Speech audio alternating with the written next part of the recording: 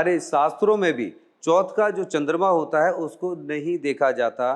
करवा चौथ का व्रत इसीलिए है कि चलनी में चांद इसीलिए देखा जाता है कि चौथ पर देखा हुए चांद को चाहे पुरुष देखे या स्त्री देखे, एक साल पूरा नहीं होगा उसके जीवन में वो कलंक लगेगा ही लगेगा, जो सामाजिक दृष्टिकोण में उसको ग्लानि महसूस होगी, कलंक लगता ही लगता है। नहीं, लेकिन अब इसमें सवाल ये आता है कि ये तो साइंटिफिक चीजें हैं कि सूरज निकलेगा, चांद निकलेगा, तो अब अगर किसी के सामने चौथ का चांद आ गया तो कहाँ जाए? नहीं जाएगा नहीं, उसको सबसे पहले हमारे अपने सनातन धर्म के अनुसार ही हमें अपनी तिथियों का भी ज्ञान होना चाहिए और तिथियों के अनुसार हमें चलना भी चाहिए।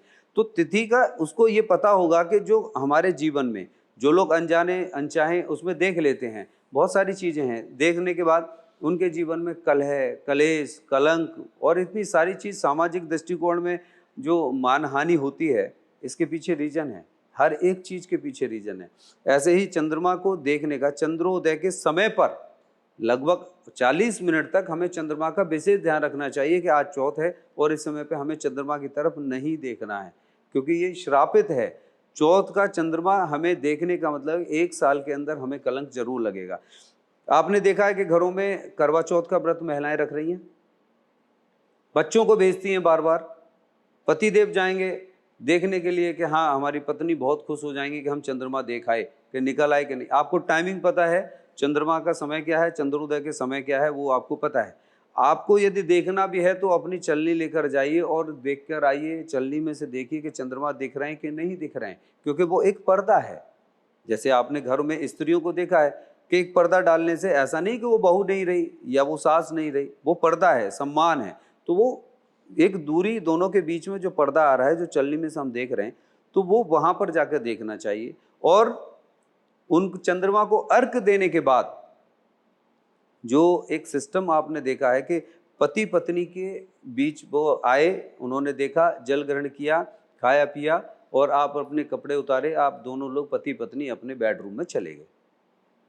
ये जो अपवित्रता है, क्या इससे आपका व्रत पूर्ण हुआ? नहीं। जब आपने व्रत सूर्य उदय से शुरू किया है और अगले दिन सूर्य उदय के समय पर आप उनको जल समर्पित करके, दान पुण्य करके, तब आप अपना पारण करें, तब आप अपना खाएं और अगले दिन से अपनी दैनिक दिनचर्या को शुरू करें। पवित्रता रखकर यदि आप व्रत करते हैं तो निश्चित रूप से आपके जीवन में वो सब कुछ मिलेगा जो आप चाहते हैं। तो आपने एक चीज बोली कि कलंक लगेगा, तो अगर आज के समय में देखा जाए तो इसका मतलब फिर सबको ही कलंक लगेगा? लग रहा है, आप बताइए ना मुझे, कितनी फैमिली देखिए, हर जगह पर कलंक लगा के देखिए, पत्नी है घर में और बहुत सारे लोग हैं, एक पुरुष के ऊपर कैसे कलंक लगते हैं कि आप दूसरी स्त्री के साथ में हैं, आप ऐसा कर रहे हैं, मतलब हर चीज़ को एक टॉर्चर करने वाली चीज़ हो जाती है। पत्नी के लिए आप कह रहे हैं, मोस्टली घर में रहने वाली जो महिलाएं हैं, जो स्त्रियां हैं, वो चौथ का व्रत, क्या मैं कह रहा हूँ, दोज का तीज का व्रत नहीं देखते। वो तो ये बहुत बड़ी बात है कि वो पूर्णमासी का और इनका चांद देखने के लिए स्पेशली जा रही हैं। इसमें मोस्टली तो जितने भी हैं जो वर्किंग फीमेल हैं वो, और जितने भी मेल्स हैं, तो अधिकांश जितने भी पुरुष हैं उन्हीं के सामने ये सारी चीज़ें आती हैं, वही देखते हैं। उनको ध्यान रखने की चीज़ें हैं। घर में कलह का वातावरण बनता है। ये का आप कलंक समझ रहे हैं? ये देखिए कितना बड़ा कलंक है कि पति पत्नी एक दूसरे के ऊपर आरोप प्रत्यारोप लगा रहे हैं। फैमिलियां आजकल बिल्कुल अलग अलग हो गई, पति पत्नी अलग रह रहे हैं, माँ बाप से अलग हो गए, एक दूसरे के ऊपर आरोप प्रत्यारोप, कितनी सारी चीज़ें लग रही हैं। हम किसी भी चीज को अलग नहीं कर सकते। हमें ये एक एक चीज को बहुत गहराई से समझने की जरूरत है। छोटी छोटी सी चीजें कर लें, जीवन बहुत स्मूथली चल जाएगा। कहीं भागने की जरूरत नहीं है, कुछ सोचने की आवश्यकता नहीं है। लेकिन हम लोग इन चीजों को दरकिनार करते हैं और होली, दिवाली, करवा चौथ, ये छोटे छोटे सी चीजों पर हम अपने इतने बड़े पर्व को बहुत छोटा कर देते हैं, अनभिज्ञता के कारण, अज्ञानता के कारण। ये व्रत मोस्टली ये की कहा गया कि पति के लिए व्रत रख रहे हैं, लेकिन सच्चाई ये है कि वो पत्नी सिर्फ और सिर्फ अपने अपने स्वार्थ के लिए या अपने परिवार के लिए, अपने सुख के लिए हर एक स्त्री को रखना चाहिए। माता गौरा ने जब इस समय पे कुंवारी थी, अनमेरिड थी, उन्होंने इस व्रत को रखा था, तब भगवान शिव की प्राप्ति हुई थी और वो अपने पति के लिए समर्पित हुई हैं। आप पति के लिए व्रत रख रही हैं, क्या पति को कुछ मानती हैं? नहीं। पति को आप 10 बात सुनाएंगे, पति को आप खाना नहीं देते, पति को आप प्यार नहीं करते, क्या आपका एक ही दिन का प्यार है या वो 10 मिनट का ही जो आपका प्यार है करवा चौथ के बाद रिलेशनशिप और वो सब जो चीजें दिख रही हैं वही प्यार है?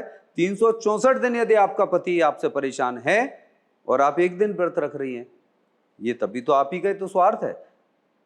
सबके लिए एक ही बात कहना है कि करवा चौथ का व्रत जैसे आप पवित्रता के साथ रख रही हैं, वैसे ही आप अपने जीवन में सफलता पाना चाहती हैं, सुख चाहती हैं, मेरा एक कहना मान के देख लें, लिख के देता हूं कि वो अपने पति के लिए, उसकी तरक्की के लिए, उसकी सफलता के लिए, उसके सुख के लिए कामना करना शुरू कर दें, वहां से भंडार आपके पास चले आएंगे।